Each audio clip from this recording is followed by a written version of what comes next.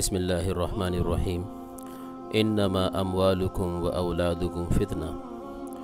قرآن کریم میں اللہ سبحانہ و تعالی نے انسان کی اولاد اور اس کے مال کو آزمائش قرار دیا ہے۔ بے شک اللہ سبحانہ و تعالی کی انسان کے اوپر بہت سی نعمتیں ہیں جن کا شکر انسان کے اوپر واجب ہے، اور اللہ سبحانہ و تعالی ارشاد فرماتے ہیں لَإِن شَكَرْتُمْ لَأَزِيدَنَّكُمْ وَلَئِن كَفَرْتُمْ إِنَّ عَذَابِي لَشَدِيدٌ، کہ اگر تم میری نعمتوں کا شکر کرو گے تو میں تمہاری نعمتوں میں اضافہ کرتا چلا جاؤں گا، اور اگر میری نعمتوں کی ناشکری کرو گے تو یاد رکھو میری پکڑ بہت سخت ہے۔ تو اللہ سبحانہ و تعالیٰ کی ایک نعمتوں میں سے ایک نعمت اولاد ہے، اور نیک اولاد کا ہونا یہ اللہ سبحانہ و تعالیٰ کی بہت بڑی نعمت ہے، اور یہ کسی بھی انسان کی بہت بڑی خوش قسمتی ہے، نیک بختی کی علامت ہے کہ اللہ پاک اس کو نیک، صالح، متقی، پرہیزگار، فرما بردار اولاد نصیب فرما دیں۔ یہی وجہ ہے کہ انبیاء علیہم الصلاۃ بھی اللہ سبحانہ و تعالیٰ سے نیک اولاد مانگا کرتے تھے کہ اللہ پاک ایسی اولاد عطا فرما کہ جو ہماری آنکھوں کی ٹھنڈک ہو۔ اب سوچنا یہ ہے کہ اولاد آنکھوں کی ٹھنڈک کیسے بنے گی؟ اس میں سب سے اہم امر یہ ہے کہ ہم اپنی اولاد کی شروع سے دینی تربیت کریں، خوف خدا ان کے دلوں کے اندر بٹھائیں، چھوٹے بڑی کی تمیز، ادب، احترام ان کو سکھائیں، اور قرآن و سنت کی تعلیمات سے ان کو قریب سے قریب تر کرتے چلے جائیں، کیونکہ ہماری تربیت کا سارا نظام قرآن کریم میں ہے اور احادیث نبویہ صلی اللہ علیہ وسلم میں، اور آپ صلی اللہ علیہ وسلم کی مبارک زندگی میں۔ یہی وجہ ہے کہ جناب نبی کریم صلی اللہ علیہ وسلم بچوں سے بہت محبت فرمایا کرتے تھے، اور ایک اس کی بنیادی وجہ یہ بھی تھی کہ عرب کے معاشرے میں مشرکین مکہ جیسے بہت ساری اور مفاسد میں گرفتار تھے، بہت سی بری خصلتیں ان میں تھیں۔ ایک بری خصلت یہ بھی تھی کہ وہ بچوں سے نفرت کیا کرتے تھے، حتیٰ کہ بچے کو پیار کرنا، اس کو گود میں لینا، اس کو ٹائم دینا، اس کو بھی وہ اپنی عزت کے خلاف سمجھتے تھے اور اپنی شان کے خلاف سمجھتے تھے۔ ایک موقع پہ جناب نبی کریم صلی اللہ علیہ وسلم نے کسی بچے کو یا حضرات حسنین کریمین میں سے کسی کو اپنی گود میں اٹھایا، تو ایک مشرک نے پوچھا کہ محمد کیا تم بچوں سے پیار کرتے ہو؟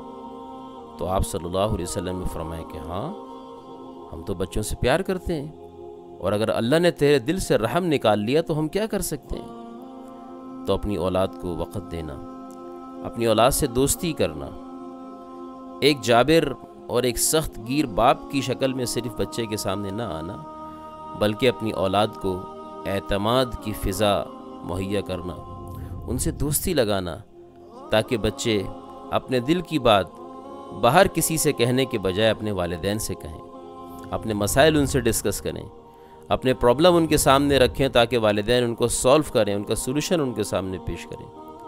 تو اپنی اولاد کو ادب سکھانا، اس میں بنیادی چیز یہ ہے کہ ان کو سلام کی عادت ڈالیں کہ بیٹا آپ جہاں جائیں سلام کیا کریں، سلام کے فضائل ان کو بتائیں کہ آپ 25 دفعہ سلام کریں گے تو اللہ سبحانہ و تعالیٰ ایسے شخص کو شہادت کا مرتبہ عطا فرماتے ہیں جب اس کا انتقال ہوتا ہے۔ تو ان کو سلام کی عادت ڈالیں، اپنے بچوں کو صدقات کی عادت ڈالیں، مانگنے کی نہیں بلکہ دینے کی عادت ڈالیں۔ ان کو بتائیں کہ بیٹا ہمارے نبی کریم صلی اللہ علیہ وسلم نے ہمیں دینے کی تلقین کی ہے، حدیث پاک میں آیا الید العلیٰ خیر من الید السفلی، کہ اوپر والا ہاتھ یعنی دینے والا ہاتھ، عطا کرنے والا ہاتھ لینے والے اور مانگنے والے ہاتھ سے بہتر ہوا کرتا ہے۔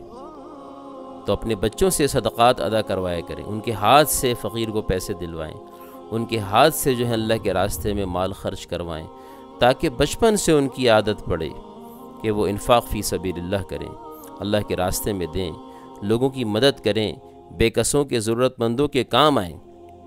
اور تیسری چیز، اپنے بچوں کے کلمے کو درست کروائیں۔ بہت سے بچے کلمہ طیبہ غلط پڑھ رہے ہوتے ہیں، ان کا تلفظ صحیح کروائیں، ان کی دعائیں موقع محل کی درست کروائیں۔ اور اس کا آسان طریقہ یہ ہے کہ اگر والدین، ماں باپ یعنی میاں بیوی وہ ان چیزوں کا خود اگر اہتمام کریں تو بچوں کو بہت زیادہ کہنے کی ضرورت نہیں ہے، کیونکہ بچے بہترین نقال ہوتے ہیں، بہت بہترین پیروڈی کرتے ہیں، بہت بہترین نقل کرتے ہیں۔ آپ کوئی عمل کر کے دیکھیں، بچے فوراً اس کو پک کریں گے۔ تو بجائے بچوں پہ زیادہ زور لگانے سے اگر والدین خود درست ہو جائیں، دعاؤں کا اہتمام کر لیں۔ فار ایگزامپل، دسترخوان آپ نے لگایا، اس کے اوپر بیٹھے کھانا کھانے کے لیے، تو آپ سب سے پہلے خود ہاتھ دھونے کے لیے جائیں، بچے آپ کو دیکھ کے ہاتھ دھوئیں گے۔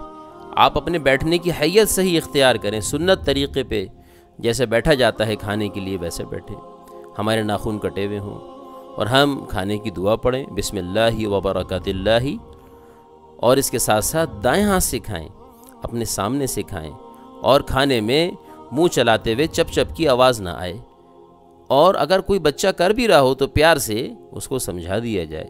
تو بہت ساری چیزیں بچے ہم سے دیکھ کے سیکھ لیں گے اور کچھ چیزیں ہمارے کہنے سے سیکھ لیں گے۔ تو خلاصہ کلام یہ ہے کہ والدین بچوں سے زیادہ اپنے اوپر توجہ دیں، دعاؤں کا اہتمام کریں۔ ہم سفر پہ جا رہے ہیں، بچے ہمارے ساتھ بائک موٹر سائیکل کے اوپر یا گاڑی میں بیٹھے، تو ان کو بیٹھنے کا طریقہ بتائیں کہ بیٹا سیدھے ہاتھ سے ہینڈل کھولیں اور دروازہ کھولیں اور سیدھا پاؤں رکھ کے اندر بیٹھیں اور دعا پڑھیں، سواری کی دعا پڑھیں، سبحان الذی سخر لنا ھذا وما كنا له مقرنین وإنا إلی ربنا لمنقلبون۔ جب آپ یہ دعا پڑھیں گے 2 4 6 8 دفعہ تو انشاءاللہ العزیز بچے کو یہ دعا یاد ہو جائے گی۔ ایسے ہی سفر کی دعا ان کو پڑھائیں، بسم اللہ توکلت علی اللہ ولا حول ولا قوت الا باللہ۔ تو بچہ جب چند مرتبہ اس دعا کو سنے گا تو بچے کو یہ دعا یاد ہو جائے گی۔ خلاصہ کلام یہ کہ ہم اپنے اعمال کی درستگی کے اوپر بھرپور توجہ دیں، دعاؤں کا اہتمام کریں، سنتوں کا اہتمام کریں، سچ بولنے کی عادت ڈالیں، سچ بولنے کی عادت ڈالیں۔ ہم گھر میں موجود ہیں، دروازے کے اوپر کسی نے بیل دی یا نوک کیا، اب بچے کو ہم نے اپنے عمل سے یہ سچائی کا درس دینا ہے کہ بیٹا کوئی ہو تو آپ مجھے آ کے بتائیے۔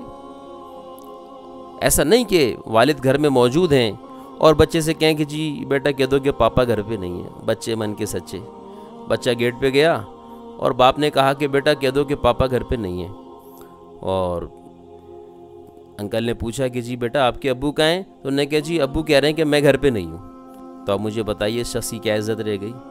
بچے نے تو اپنے حساب سے سچ بولا۔ تو ہم بچوں کو سچ کی عادت ڈالیں، بچوں کو نماز کا عادی بنائیں۔ جو چھوٹے بچے ہیں 2 4 سال 5 سال 7 سال سے نیچے کے، ان کو گھر کے اندر والدہ اپنے ساتھ نماز پڑھائیں، یا والد محترم سنتیں گھر پہ پڑھا کریں۔ سنتیں ویسے بھی مسجد کے مقابلے میں گھر میں پڑھنے کا ثواب زیادہ ہے۔ فجر کی سنتیں گھر پہ، ظہر کی سنتیں شروع اور بعد کی گھر پہ، ایسے ہی اور نوافل کا اہتمام، قیام اللیل ہے، تہجد ہے، چاش کی نماز ہے، اوابین کی نماز ہے جو مغرب کے بعد اوابین پڑھی جاتی ہے، تو یہ ہم گھر میں پڑھیں تو بچوں کو اپنے ساتھ کھڑا کریں۔ قرآن کریم پڑھنے کے لیے گھر میں بیٹھیں تو ایک رحل خود لے لیں اور ایک رحل بچے کو دے دیں۔ آپ قرآن کریم لے لیں، بچے کو نورانی قاعدہ دے دیں، اماں پارا دے دیں جس میں وہ پڑھ رہا ہے، اپنے قاری صاحب سے اس نے سبق پڑھا ہوگا، آپ اس سے کہیں کہ بیٹا آپ اس کو ریوائز کرو۔ جتنی دیر آپ قرآن پڑھیں اتنی دیر بچہ اپنا سبق ریپیٹ کرے، ریوائز کرے، اس کا سبق بھی پکا اور عادت بھی پکی، اور گھر کے اندر جو ہیں رحمتیں برکتیں نازل ہونا شروع ہو جائیں گی۔ تو خلاصہ کلام یہ ہے کہ بہت سارا کام ہم اپنے بچوں کی تربیت کا اپنے عمل کے ذریعے سے کر سکتے ہیں، اور اپنے بچوں کو اللہ سبحانہ و تعالیٰ سے مانگنے کی عادت ڈالیں۔ جب بھی کوئی بچہ آپ سے کوئی چیز مانگے کہ ابو مجھ کو چیز چاہیے، تو اس کو یہ تعلیم دیں کہ بیٹا آپ اللہ سبحانہ و تعالیٰ سے دعا کریں، اللہ سبحانہ و تعالیٰ آپ کو دیں گے، اور واقعتاً اللہ دیں گے، اور اللہ ہی دیتے ہیں۔ اللہ کبھی براہ راست دیتے ہیں، کبھی کسی کے ہاتھ سے دیتے ہیں، کبھی کسی راستے سے دیتے ہیں، تو دیتے تو اللہ ہی ہیں۔ اور اپنی سیلری بھی جب لائیں تو بچوں کو بتائیں بیٹا یہ مجھے اللہ نے دی ہے، ہاں یہ سودا لے کے آئے ہیں تو بولو بیٹا یہ اللہ نے ہم کو دیا ہے۔ کھانا کھانے بیٹھے ہیں تو بتائیں بیٹا یہ کھانا اللہ ہم کو دیتے ہیں اور ہمیں اللہ کا شکر ادا کرنا چاہیے۔ اس سے ایک واقعہ یاد آیا، امام الاولیاء سید الطائفہ شیخ عبد القادر جیلانی رحمۃ اللہ علیہ، بچپن کے اندر ان کی والدہ نے ان کی تربیت فرمائی۔ پڑھنے حضرت جایا کرتے تھے، والدہ ان کا یقین پختہ کرنے کے لیے کھانا پکا کے گھر کی کسی طاق میں کسی الماری میں چھپا دیا کرتی، اور واپسی پہ بچے سے کہتی ہیں جب وہ کھانا مانگتا ہے کہ امی کھانا، کہتی ہیں بیٹا اللہ سے مانگو اور ڈھونڈو۔ وہ نماز پڑھتے، دعا کرتے، اللہ سے مانگتے اور اس کے بعد ڈھونڈتے تو کہیں نہ کہیں سے کھانا مل جاتا، بہت خوش ہوتے اور یہی سمجھتے کہ یہ تو واقعتاً یہ تو اللہ نے مجھے دیا۔ تو کرتے کرتے حضرت کا ذہن بن گیا، حضرت کا اللہ سبحانہ و تعالیٰ کی ذات علی کے اوپر یقین پختہ ہو گیا، اللہ کا کرنا۔ ایک مرتبہ جب وہ مدرسے پڑھنے کے لیے گئے تو ان کی والدہ کسی کام سے کسی عزیز کے ہاں، کسی عزیزہ کے ہاں ملنے کے لیے گئیں۔ واپسی میں آنے میں دیر ہو گئی، نہ کھانا پکا نہ کھانا رکھا ہے جی، حتیٰ کہ بچہ گھر میں پہنچ گیا۔ بچے کو کیا ٹینشن تھی، اس کو تو اللہ سے لینا آ چکا تھا، اس کو تو پتہ تھا کہ ماں ہو کہ نہ ہو کھانا تو اللہ نے دینا ہے مجھے۔ بچے نے آ کے اپنا وہی عمل کیا، وضو کیا، مصلی بچھایا، نماز پڑھی، دعا مانگی اور تلاش شروع کی۔ سبحان اللہ، بچے کو اس کا کھانا مل گیا، بچہ کھا کے خوش مطمئن۔ اب کچھ دیر کے بعد ڈری سہمی پریشان والدہ گھر میں داخل ہوئیں کہ پتہ نہیں آج میرے بچے کے یقین کا کباڑہ نہ ہو جائے، بڑی مشکلوں سے یا اللہ تیری ذات پہ یقین بنایا تھا، اے ربا خیر کرنا۔ جب وہ گھر پہنچی بچے کو دیکھا تو بچہ مطمئن، پوچھا بیٹا آپ کے کھانے کا کیا بنا؟ انہوں نے کہا امی جو روز ہوتا ہے وہ آج بھی ہوا۔ انہوں نے کیا مطلب؟ انہوں نے کہا میں نے نماز پڑھی، دعا کی، کھانا ڈھونڈا، اللہ نے دے دیا، لیکن آج کا کھانا بہت لذیذ تھا، آج کا کھانا بہت لذیذ تھا۔ والدہ نے اللہ سبحانہ و تعالیٰ کا شکر ادا کیا کہ اللہ تو نے میرے بچے کا یقین بچا لیا، اور واقعتاً آج کا کھانا جنت کا کھانا تھا، اللہ نے اپنے فرشتوں کے ذریعے سے کھانے کا بندوبست فرمایا۔ تو اللہ سبحانہ و تعالیٰ ہمیں بھی اپنے بچوں کی اسی طرح سے اچھی اچھی مثالوں کے ذریعے، اچھے اچھے واقعات کے ذریعے، اچھی اچھی کہانیوں کے ذریعے تربیت کرنے کی توفیق عطا فرمائے۔ اپنے بچوں کو جن بھوت سے ڈرانے سے بہتر ہے کہ اللہ سبحانہ و تعالیٰ کا خوف ان کے اندر بٹھائیں، اللہ کی ناراضگی کا خوف ان کے اندر بٹھائیں، اور اپنے بچوں کو واہی تباہی گفتگو اور کہانیوں اور قصوں سے بچاتے ہوئے حضرات صحابہ کرام کے قصے، صحابیات کے قصے، صحابہ کے بچوں کے قصے، انبیاء علیہ السلام کے قصے ان کو سنائیں، جنت کی ان کو جو ہیں تذکرے کریں اور باتیں سنائیں۔ اس سے بچے کا دینی ذہن بنے گا، اور انشاءاللہ العزیز یہی اولاد آگے چل کے ہماری آنکھوں کی ٹھنڈک بنے گی، ہماری آخرت کا سرمایہ بنے گی اور ہماری مغفرت کا سامان ہوگی۔ اللہ سبحانہ و تعالی ہمیں اپنی اولاد کی دین کے مطابق تربیت کرنے کی توفیق عطا فرمائے اور اس کو پھیلانے کی توفیق عطا فرمائے۔ وآخر دعوانا ان الحمد للہ رب العالمین۔